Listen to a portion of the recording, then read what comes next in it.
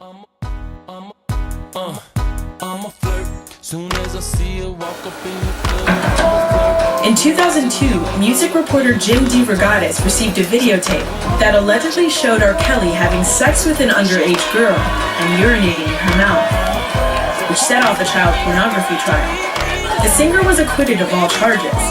Now, 15 years later, DeRogatis has published a lengthy report on BuzzFeed that claims R. Kelly is running a cult in which young women are being emotionally and sexually manipulated. Dexter Thomas has more.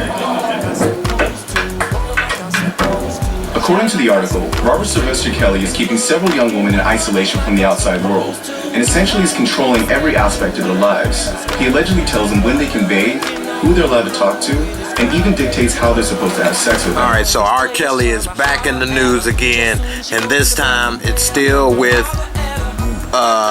acts with women. This time they're not underage, but they're just barely legal. So they're around 18 years old, and he's being accused of having a cult where he can tell them when they can eat, when they can bathe, when they can have sex, what sex acts to do, and all kind of things. And the women's family and friends are trying to, report this and get them help. But when the women were confronted, they said that, they're fine, this is where they want to be, this is what they want to do, and since they're of the legal age, it's nothing that anyone can do about it. What do you think? Do you think this is R. Kelly, this is true, or you think this is false? I mean, based on his past transgression, the likelihood of this true is very likely. The last time he probably learned his lesson and said, from now on I'll make sure the girls are 18, and that way, it's nothing anybody can say or do, and I can do whatever I want to these people. And it's just ridiculous how people have wanted to be famous so bad, or want to be with somebody famous so bad that they are treated like a deity. Then they would allow somebody like him to tell them when they can eat, when they can bathe, piss on them, or do whatever it is he wants to do with them, as if they're just worthless, like they're just, objects at his disposal. It's ridiculous. If you had a daughter, would you want her to be used as R. Kelly's little porta potty? You let me know. I don't think you would. The thing is, people are still supporting his music. People are still buying his music. People are still going to see him on tour. And as long as that's happening, he's going to continue to do whatever it is he wants to do. And nobody's going to stop him. The only thing that'll stop him is if people stop supporting him and people wake up. Stop saying, well, I don't care, I just like the music.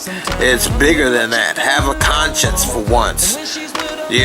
Take responsibility for what you do and what you listen to and what you say and where you go. Stop being a mindless zombie in this world and looking at Facebook or Twitter and then not having any conscience for what you do. We all need to take responsibility for our actions and what we support. That by supporting that type of stuff, you're giving money to somebody that's using it to corrupt people and do the wrong things.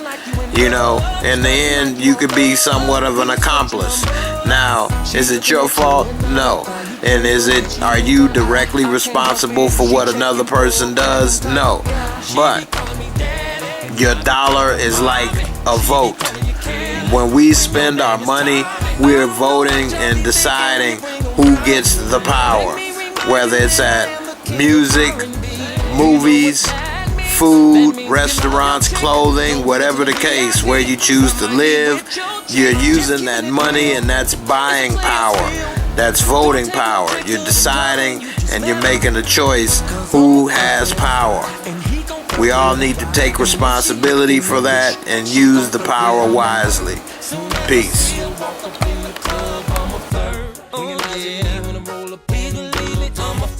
Sometimes when I'm with my chick on the low, and when she's with a man looking